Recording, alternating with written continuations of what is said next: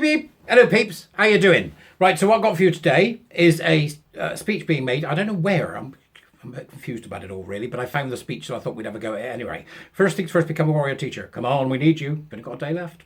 Come on. Other than that, buy me a coffee, the usual stuff. Subscribe. Click, click, click, click. Usual, right? This is somebody called Mrs. Champion. Right, Champion, right, which is a great name.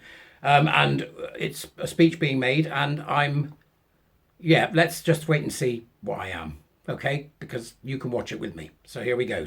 Here we go. Let's start by seeing the introduction. And I set up a campaign called Dare to Care with about 40 organisations, charities and survivors of abuse. And we looked at how could we keep children safe. And the one thing that all of us felt was the most powerful was relationship education from primary school age. And I was incredibly proud, and I think it will probably be my biggest achievement, that in June 2017 we got cross-party support for relationship education to be mandatory from primary school, sex and relationship from secondary school. And I know that that is already empowering children. And she's quite right. PSHE and RSHE was an absolute thing that was needed. It was absolutely needed, and my congratulations to Mrs. Champion for introducing that. And she's right. I think it is probably going to be her legacy if she's lucky, right? Because that's what she's introduced, and I think that's a good thing. And you should think that's a good thing too. As you can see, differentiation there between, under secondary and primary, the importance of what primary needs and the importance of what secondary needs. And that's why PSHE was brought in, and RSHE was to help people to teach children about what it's like to be in the world. And this is a good thing, it was a really good thing. I'm not convinced it's such a good thing now, and we must make sure that when we attack what we're worried about, which is queer theory and all the crap that comes with it, when we attack all that, that we don't throw the baby out with the bathwater when it comes to PSHE and RSHE. That is really important, that we don't throw the baby out with the bathwater. So we've got to get this right, folks. And Miss Champion, or Mrs. Champion here, was one of the originators of PSHE, RSHE project. I think it's got out of hand, but we'll see. What we're talking about when we're talking about RSE, particularly when we're talking about primary school, is teaching children to protect and to respect themselves and respect others. And that's what we're talking about here today, I believe. As you can see there, I paused it again. Respect. You don't. No. Now, primary, different. Parents, they let out the thread, don't they? But right, they can go that far. You can go that far. No, you can't go that far. Now you can go this far. Once they get to secondary school, it's a different story. Now, secondary school requires a different type of teaching, as is recognised by Mrs. Champion there. But respect has got nothing to do with it, and it's about time we ditch the idea. Okay, once you get up to secondary school, all you get is tolerance. It's tolerance we should teach, not respect. Respect is earned. It is not given automatically. You do not respect people with blind faith. That is a safeguarding issue. That is a safeguarding issue. Let's bear that in mind as we move forward. Because relationship education is about equipping all children to be safe, to recognise abuse and exploitation, to know how to report it and to seek help. No. Children should not be taught to be safe. They should not be taught safetyism. They shouldn't be taught to be safe. What they should be taught is to be competent when it comes to the use of the need for safety.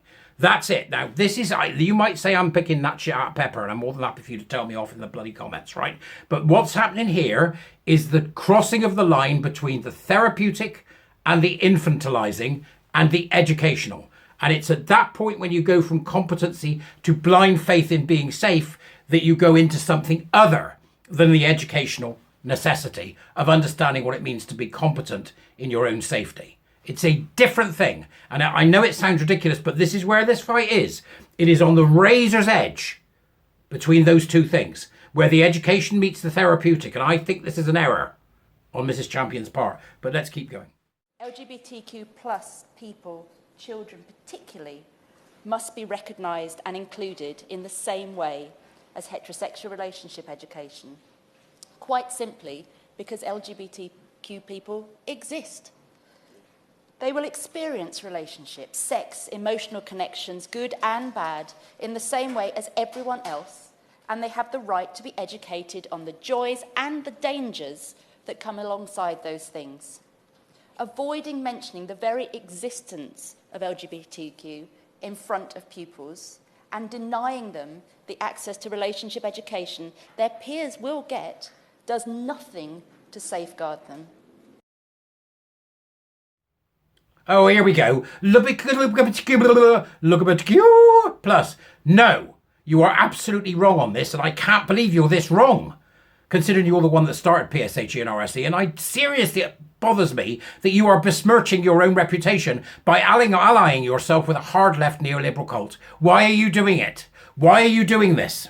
Right? So for a start off, from a 59-year-old gay man, Mrs. Champion, there is no such thing as a trans child. There is only LGB, which is lesbian, gay, bisexual. The TQ plus are a different thing altogether. The T being a mental illness or a sexual fetish or paraphilia, or just a child that's simply distressed and we don't know why.